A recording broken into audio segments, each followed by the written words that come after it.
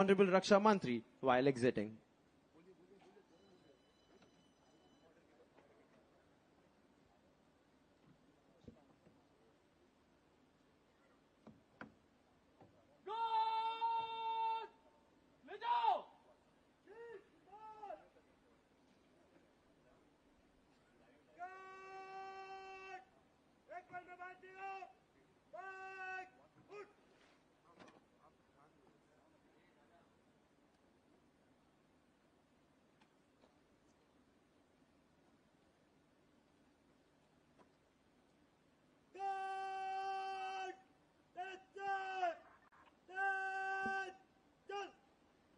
जिसने मरना सीख लिया है, जीने का अधिकार उसी को।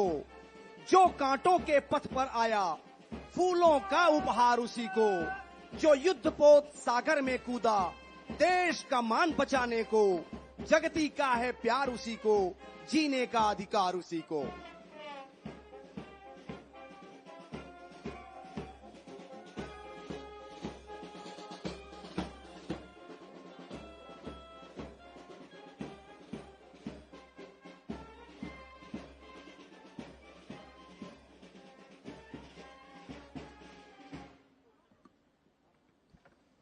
Ladies and gentlemen, may I now request the Honorable Raksha Mantri Shri Rajnath Singh Ji to kindly address the gathering.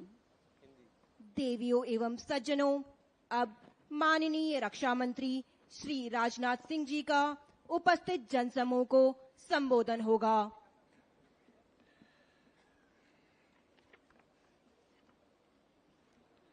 Honorable Governor Goa, Sri P.S. Sridharan, Chief Minister of Goa, Sri Pramod Sawant, Chief of Defence Staff, Sri General Anil Chauhan, Admiral R. Kumar, Chief of Naval Staff, Vice Admiral A.B. Singh, Commanding-in-Chief, Western Naval Command, Vice Admiral Kiran Deshmukh, Vice Admiral Narayan Prasad, CMD, MDL, officers and crew of Mormugao, अन्य विशिष्ट अधिकारीगण, गणमान्य अतिथिगण, media के मेरे मित्रों, देवियों व सज्जनों, आज इंडियन नेवी द्वारा आयोजित state of the art warship INS Mormugao की कमीशनिंग सेरेमनी में के अवसर पर हम सब यहां पर उपस्थित हैं। आईएनएस मोरमुगांव की कमीशनिंग भारत की वारशिप के डिजाइन और डेवलपमेंट में उत्कृष्टता का एक बहुत बड़ा प्रमाण है। मित्रों, देशवासियों को मैं यह जानकारी देते हुए मुझे प्रसन्नता हो रही है कि विशाखापत्तनम क्लास का यह मिसाइल डिस्ट्रॉयर भारत में निर्मित होने वाले सबसे शक्तिशाली वारशिप्स में से एक है और यह वारशिप अपनी क्षमताओं से इंडियन मैरीटाइम कैपेबिलिटीज में उल्लेखनीय बढ़ोतरी करेगा, ऐसा मेरा विश्वास है। इसके लिए मैं इंडियन नेवी, इसकी डिजाइन टीम, मझगांव डाक शिप बिल्डर्स लिमिटेड और इस वारशिप के निर्माण में शामिल अन्य ऑर्गेनाइजेशंस को अपनी ओर से हार्दिक बधाई देता हूं और शुभकामनाएं भी देता हूं। साथियों, आईएनएस मोरमुगांव की कमीशनिंग के लिए आज हम सभी जिस जगह एकत्रित हुए हैं, यह ऐतिहासिक प्रदेश छत्रपति शिवाजी, संभाजी और कान्होजी जैसे वीरों की पराक्रम का साक्षी रहा है। उनकी कर्मस्थली पर इस वारशिप की कमीशनिंग अपना और भी एक विशिष्ट महत्व रखती है। यह कमीशनिंग उन महानायकों के प्रति राष्ट्र की श्रद्धांजलि है और उनके सपनों को पूरा करने के प्रति हमारे संकल्प की यह अभिव्यक्ति भी है। मोरमुगांव का नाम हमें इस देश के शौर्य और साहस की याद दिलाने वाला नाम है। समृद्ध समुद्री विरासत से भरपूर गोवा की यह हिस्टोरिकल सिटी हमारे गौरवशाली इतिहास की दृष्टि से बहुत ही महत्वपूर्ण है। समय समय पर गोवा में अनेक साम्राज्य आए और गए, लेकिन इसके लंबे इतिहास में गोवा की यह पोर्ट सिटी लगातार पूरी आन बान और शान के साथ विद्यमान है।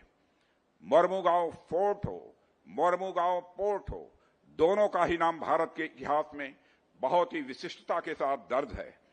बताते हैं 17वीं सेंचुरी में वीर संभाजी के नेतृत्व में मराठा सेना ने ओल्ड गोवा में पुर्तगालियों पर आक्रमण किया और उनके विरुद्ध बड़े पैमाने पर अपनी वीरता का प्रदर्शन भी किया। हालांकि कुछ कारणों से उन्हें अपना अभियान बीच में रोककर वापस जाना पड़ा, पर मराठों के शौर्य प्रदर्शन ने पुर्तगालियों को अंदर से हिलाकर रख दिया। इस घटना ने पुर्तगाली वायसराय को मोरमुगांव में अपना नया केंद्र बनाने को मजबूर किया, पर कुछ वर्षों बाद 18वीं सेंचुरी में मराठों ने फिर अपना दम दिखाया और मोरमुगांव को अपने कब्जे में ले लिया। साथियों, एक पोर्ट के रूप में भी मोरमुगांव ने भारत के मैरीटाइम ट्रेड की ग्रोथ में अपना महत्वपूर्ण योगदान दिया है। आज भी यह देश सबसे पुराने और बड़े पोर्ट्स में से एक है। आईएनएस मोरमुगांव भी मैं समझता हूं अपनी खूबियों और सेवाओं के चलते अपना विशिष्ट स्थान रखेगी, ऐसा मेरा विश्वास है। इस अवसर पर मैं पूर्व रक्षा मंत्री स्वर्गीय श्री मनोहर पर्रिकर जी को भी अपनी श्रद्धांजलि अर्पित करता हूं, जो गोवा की धरती के ही पुत्र थे और सितंबर 2016 में उन्हीं के कर कमलों से आईएनएस मोरमुगांव की लॉन्चिंग हुई थी। साथियों, यह INS Mormugao warship modern technology से युक्त है। Medium range surface to surface air missile, BrahMos surface to surface missiles, air anti submarine indigenous torpedo tube launchers, state of the art sensor package और वेपन्स के साथ यह वारशिप दुनिया की most technologically advanced missile carrier में से एक होगी।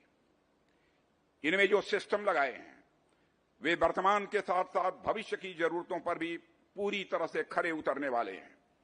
एमडीएसएल द्वारा तैयार यह वारशिप हमारी इंडिजिनस डिफेंस प्रोडक्शन कैपेबिलिटी का एक बड़ा उदाहरण प्रस्तुत करती है। आज जब भी एमडीएसएल द्वारा निर्मित आईएनएस मोरमुगांव की सफलतापूर्वक कमीशनिंग हो रही है, तो इसमें कोई संदेह नहीं रह जाता कि आने वाले समय में हम न केवल अपनी जरूरतों के लिए बल्कि दुनिया भर की जरूरतों के लिए भी शिप बिल्डिंग करेंगे, ऐसा मेरा विश्वास है। यानी हम न केवल मेक इन इंडिया बल्कि मेक फॉर द वर्ल्ड के लक्ष्य को हासिल करके रहेंगे। साथियों, शिप्स और बोट्स मानव की अदम्य आकांक्षा शक्ति के प्रतीक हैं। नेचुरल सिलेक्शन की थियरी के अनुसार मानव का विकास इस क्रम और परिस्थितियों में हुआ है कि वह जमीन पर रहने के लिए सर्वाधिक उपयुक्त है। प्रकृति ने मानव के लिए अनेक सीमाएं निर्धारित की, जिसके चलते मानव को न ही मछलियों की तरह जल के अंदर रहने का गुण प्राप्त हुआ, न ही पक्षियों की तरह आसमान में उड़ने का। बावजूद इसके मानव अपने पुरुषार्थ द्वारा प्राकृतिक सीमाओं का सामना करते हुए समुद्र की गहराई तक पहुंचा और आसमान की ऊंचाई तक भी पहुंचा। साथियों, जल पर यात्रा करना तो मानव के लिए एक तरह से असंभव सा लगने वाला कार्य है, पर मानव ने अपने विजडम, साइंस एंड टेक्नोलॉजी की नॉलेज और दक्षता यानी इंजेन्यूटी से इस असंभव से लगने वाले कार्य को भी संभव करके दिखाया है। किसी शिप या बोट को मैं मानव की कल्पना, उसकी महत्वाकांक्षा, उसकी मेहनत, लगन और परिश्रम की सफलता के रूप में इसे देखता हूं। इसी तरह आईएनएस मोरमुगांव को मैं हमारे इंजीनियर्स, टेक्नीशियंस, डिजाइनर्स और साइंटिस्ट की कल्पना, महत्वाकांक्षा, उनकी मेहनत, लगन और परिश्रम की सफलता के रूप में देखता हूं। यह इंडियन नेवी और एमडीएसएल समेत पूरे राष्ट्र के लिए गौरव का विषय है। साथियों, हमारा देश भारत के तीन तरफ विद्यमान समुद्र हमारे लिए किसी वरदान से यह कम नहीं है। इसकी लोकेशन इसे स्ट्रेटेजिक ट्रेड और रिसोर्सेज की दृष्टि से अत्यंत महत्वपूर्ण बनाती है। प्राचीन काल से ही समुद्र ने हमारे देश को अनेक प्रकार से समृद्ध करने का कार्य किया है। समुद्र ने एक तरफ हमें नेचुरल रिसोर्सेज उपलब्ध कराकर हमें समृद्ध किया है, तो दूसरी ओर इसने हमें दुनिया भर से जोड़ने का भी काम किया है। पूर्व में ज्ञान, विज्ञान और व्यापार के क्षेत्र में अगर भारत का नाम पूरी दुनिया भर में विख्यात था, तो उसके पीछे समुद्र का एक बहुत बड़ा कारण था। सी रूट्स के माध्यम से अरब, सुदूर अफ्रीका और आज के इंडियन ओशन रीजन के कई देशों के साथ हमारे मजबूत व्यापारिक ही नहीं बल्कि सांस्कृतिक रिश्ते भी रहे हैं। इंडियन ओशन के अनेक देशों जैसे म्यांमार, थाईलैंड, मलेशिया, इंडोनेशिया आदि क्षेत्रों में आज भी भारतीय सभ्यता और संस्कृति की स्पष्ट छाप देखी जा सकती है। कहने का अर्थ, दुनिया के साथ भारत के संबंध और उसके प्रभाव के पीछे समुद्र की बड़ी महत्वपूर्ण भूमिका रही है। इसी के साथ मैं एक बात और आप लोगों से के समक्ष रखना चाहूंगा। साथियों, आप लोग जानते हैं कि हमारे शास्त्र और पुराण हमारी संस्कृति के अहम अंग हैं, पर कुछ लोग जिनकी पुराणों में आस्था नहीं है, वे पौराणिक कथाओं को महज कल्पना भर मानकर उसका अवमूल्यन करते रहते हैं। उनका मानना होता है कि पुराणों का सत्य घटनाओं से कोई संबंध नहीं होता है और पुराण आदि मनुष्य की अपनी बुद्धि की उपज हैं, ऐसी उनकी मान्यता है। पर मेरी इस विषय को लेकर एक अलग मान्यता है। मैं समझता हूं कि अगर कोई चीज कल्पना है भी, तो भी वह बिना किसी सत्यता के एग्जिस्ट नहीं कर सकता है। साथियों, मनुष्य जो भी प्रकृति में देखता है, आसपास देखता है, उसी को अपनी कल्पना से नया रूप दे सकता है। उससे अलग कुछ सोचने की क्षमता मनुष्य के बस की बात नहीं है। वह जो भी कल्पना करेगा उसमें सत्य कहीं न कहीं जरूर विद्यमान होगा और मनुष्य सत्य की नकल भर कर सकता है। उदाहरण के लिए, मानव ने प्रकृति में दूध देखा, मिल्क की मैं बात कर रहा हूं। मानव ने प्रकृति में दूध देखा और प्रकृति में ही नदी देखी, तो उसने दूध की नदी की कल्पना कर ली। मानव ने पेड़ों की छाल और पत्ते देखे और वस्त्र की कल्पना कर ली। कालांतर में उसे साकार भी किया गया। होब्स भी कुछ यही कहते हैं कि मनुष्य प्रकृति में जो भी देखता है, उसकी छाप मनुष्य के मस्तिष्क पर अनिवार्य रूप से पड़ती ही है और आगे चलकर उसके विचारों और कल्पनाओं का हिस्सा भी बनती है। कहने का मतलब, अगर हमारे पुराण आदि कल्पना मात्र हैं भी, तो भी उनके पीछे सत्यता है, इसलिए उनकी बड़ी अहमियत है और वे हमारे लिए बहुत ही महत्वपूर्ण हैं। साथियों, आप लोगों के सामने मैं ये बातें इसलिए रख रहा हूं क्योंकि समुद्र की महत्ता हमारे पुराणों में भी बड़े स्तर पर दिखाई देती है। शायद ही कोई ऐसी कथा हो जिसमें समुद्र का उल्लेख न हो।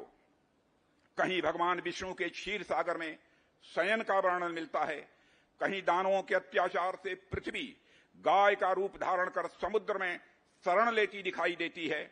रामायण की कथा में समुद्र की भूमिका से सभी अच्छी तरह परिचित हैं। कहने का अर्थ यह है कि लगभग हर कथा में समुद्र किसी न किसी रूप में मौजूद रहता है। पर मैं यहां जिसका जिक्र करना चाहता हूं वह है समुद्र मंथन की कथा। हमारे पुराणों में समुद्र मंथन की कथा मिलती है, जिसमें 14 रत्न निकलते हैं। उनमें देवी लक्ष्मी एक प्रमुख रत्न के रूप में मान्य है। उन्हें भारतीय परंपरा में धन धान्य, संपदा और समृद्धि की देवी माना गया है। इसलिए समुद्र संपदा और समृद्धि के जनक हुए। ऐसे में आप लोग जो हमारे समुद्री तट के साथ साथ समुद्री क्षेत्र की भी रक्षा करते हैं, प्रकारांतर से हमारे धन धान्य, संपदा और सुख समृद्धि की भी रक्षा करते हैं। आप लोग देश को न केवल दुश्मनों से बचाते हैं, बल्कि देश की सामाजिक आर्थिक प्रगति में भी, सोशियो इकोनॉमिक डेवलपमेंट में भी बराबर आप अपना योगदान करते हैं। इसके लिए हमारी नौसेना समस्त देशवासियों की तरफ से अभिनंदन की पात्र है और मैं स्वयं ही अपने नौसेना के सभी अधिकारी और जवानों का हार्दिक अभिनंदन करता हूं। साथियों, हम आए दिन सवेरे अखबार में भारत की नई नई अचीवमेंट्स, नई नई उपलब्धियां देखते हैं। उन उपलब्धियों को देखकर हमें बड़ा गर्व होता है। कभी यह उपलब्धि इकोनॉमी के क्षेत्र में होती है, तो कभी राजनीतिक क्षेत्र में, कभी स्वास्थ्य के क्षेत्र में, तो कभी दुनिया में बढ़ती हुई हमारे ताकत के बारे में।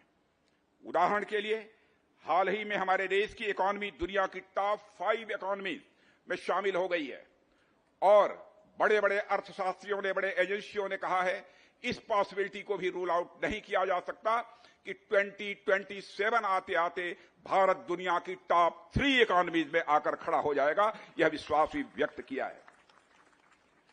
इसके पहले कोविड संकट के दौरान भी महामारी से निपटने में भारत की चर्चा दुनिया भर में हुई थी। यहां तक कि वर्ल्ड हेल्थ ऑर्गेनाइजेशन ने भी भारत की जो भूमिका रही है, भारत का जो प्रयास रहा है, उसकी सराहना की थी। हाल ही में भारत को G20 की अध्यक्षता करने का अवसर प्राप्त हुआ। यह भी हमारे लिए निश्चित एक बहुत बड़ी उपलब्धि है और यह हम सबके लिए बड़े गौरव की बात है। कहने का मतलब, दिन ब दिन हम जो भी उपलब्धियां हासिल कर रहे हैं, उसके पीछे भारत की बढ़ती हुई ताकत, भारतीयों की बढ़ती हुई आकांक्षा और देशवासियों की मेहनत और संकल्प है। पर इसके पीछे जो सबसे प्रमुख चीज है और जिस पर आमतौर पर आम जन का ध्यान नहीं जाता है, वह है हमारे देश की सीमाओं और तटों की मजबूत सुरक्षा। हमारे सेनाओं की तत्परता और मुस्तैदी के कारण हमारी सुरक्षा व्यवस्था खाने में नमक की भांति है। खाना जब अच्छा होता है तब हमारा ध्यान नमक पर नहीं जाता है, पर नमक कहीं कम हो गया तब जरूर हमारा ध्यान यदि किसी चीज पर जाता है तो वह नमक पर चला जाता है। हालांकि हमारी सेनाओं का शौर्य ऐसा है कि आज तक कभी देशवासियों को सुरक्षा पर ध्यान देने की जरूरत नहीं पड़ी है। आज हमारा देश लगातार जो नई नई अचीवमेंट्स हासिल कर रहा है, उसके पीछे हमारी मजबूत सुरक्षा व्यवस्था एक अहम कारण है और उसे बढ़ाने के लिए हम पूरी तरह से तत्पर हैं। साथियों, इस तेजी से बदलती दुनिया में अपने आप को किसी भी परिस्थिति के लिए तैयार रखना हमारी यह सबसे बड़ी जरूरत है। इस बात पर मैंने हमेशा बल दिया है और आज भी यह बात कह रहा हूं। समय के साथ देशों के बीच आर्थिक, राजनीतिक और व्यापारिक संबंध लगातार बदल रहे हैं। पहले कोविड की, फिर मिडिल ईस्ट, अफगानिस्तान और अब यूक्रेन की स्थिति से हम सभी अच्छी तरह वाकिफ हैं। जाहिर है इनका प्रभाव डायरेक्ट या इनडायरेक्ट रूप से दुनिया के सभी देशों पर पड़ता है। आज हम ग्लोबलाइजेशन के युग से गुजर रहे हैं। व्यापार के क्षेत्र में प्रायः सभी राष्ट्रों की एक दूसरे के ऊपर निर्भरता यानी डिपेंडेंसी है। ऐसे में स्टेबिलिटी, इकोनॉमिक प्रोग्रेस और दुनिया के विकास के लिए rule based freedom of navigation, sea lanes की सिक्योरिटी इत्यादि यह पहले से कहीं अधिक महत्वपूर्ण हो गई हैं। खासकर भारत के लिए तो यह बात और भी महत्वपूर्ण हो जाती है। मित्रों, देवियों व सज्जनों, जैसा कि मैंने अभी कहा, आज हमारा देश दुनिया की फास्टेस्ट ग्रोइंग मेजर इकोनॉमीज में से एक है। तमाम चुनौतियों के बावजूद हमारा देश नित नए कीर्तिमान स्थापित कर रहा है। दुनिया के बड़े देशों के साथ हमारे बाइलेटरल ट्रेड पैक्ट साइन हो रहे हैं। इसी तरह अन्य क्षेत्रों में भी भारत की छवि लगातार बढ़ रही है। यह सभी वर्तमान और समृद्ध भविष्य के भारत की तस्वीर को हमारे सामने रखते हैं। हमारी बढ़ती इकोनॉमी का सीधा अर्थ है लगातार बढ़ता हुआ ट्रेड, जिसमें से अधिकांश सी रूट्स के माध्यम से ही होता है। यानी हमारा देश उन देशों में से एक है जिनका इंटरेस्ट इंडियन ओशन से सीधे जुड़ा हुआ है। इस रीजन का एक महत्वपूर्ण देश होने के कारण इसकी सुरक्षा में हमारी नेवी की भूमिका और अधिक महत्वपूर्ण हो जाती है। मुझे खुशी है कि हमारी नेवी इस उत्तरदायित्व का निर्वहन भली भांति कर रही है, इसलिए मैं पुनः अपनी तरफ से इंडियन नेवी को हार्दिक बधाई देता हूं। और बहनों भाइयों, आज अंतर्राष्ट्रीय जगत में भारत की ताकत बढ़ी है। पहले इंटरनेशनल फोरम पर अंतर्राष्ट्रीय जगत में भारत कुछ बोलता था तो उसकी बातों को जिस गंभीरता पूर्वक लिया जाना चाहिए नहीं लिया जाता था, लेकिन आज इंटरनेशनल फोरम पर भारत कुछ बोलता है तो दुनिया कान खोलकर सुनती है कि भारत बोल क्या रहा है। यह भारत की हैसियत सारी दुनिया में बनी है। मैं मझगांव डाक शिपयार्ड्स लिमिटेड को भी अपनी विशेष बधाई देता हूं। जहाजों से हमारा बड़ा पुराना नाता है। हम में से शायद ही कोई ऐसा हो जिसने बचपन में बारिश के पानी में कागज की कश्ती न चलाई हो। जिसके पास पेपर बोट बनाने की टेक्नोलॉजी होती थी, वह बच्चा अपने आप में बड़ा श्रेष्ठ और समृद्ध, ज्यादा कुशल समझा जाता था। पर आज जब मैं मझगांव डाक शिप बिल्डर्स लिमिटेड को अत्यधिक टेक्नोलॉजी के साथ निरंतर नई नई शिप्स का निर्माण करते हुए देख रहा हूं, तो मुझे आपकी श्रेष्ठता, ज्ञान विज्ञान की समृद्धि पर निश्चित ही मुझे बेहद गर्व है। मैं पुनः एमडीएल को अपनी तरफ से हार्दिक बधाई देता हूं।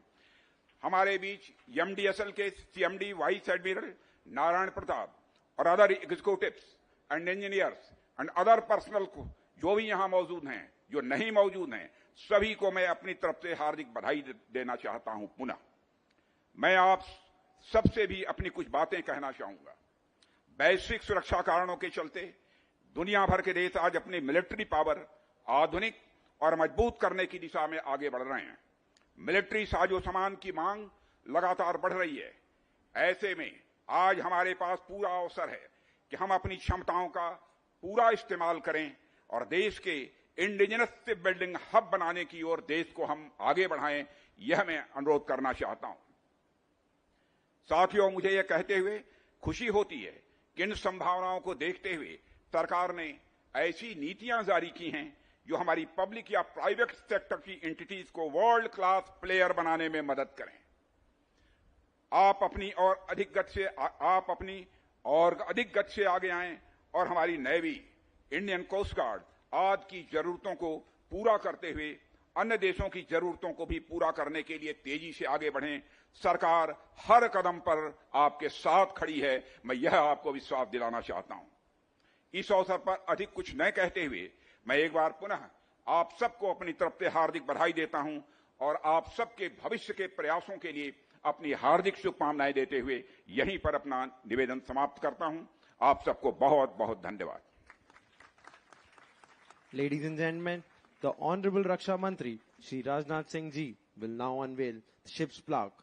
All other guests are requested to remain seated. देवियों सज्जनों, रक्षा मंत्री महोदय अब भारतीय नौसेना पोत मोरमुगांव के नाम पट्ट का अनावरण करेंगे। बाकी अतिथियों से आग्रह है कि कृपया अपने स्थान पर बने रहें।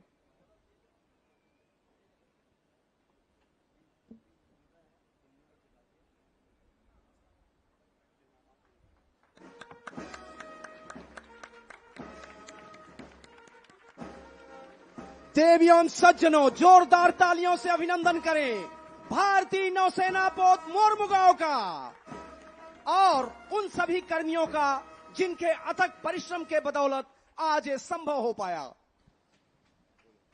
Ladies and gentlemen, the chief guest will now proceed for a walk around of the ship, followed by photography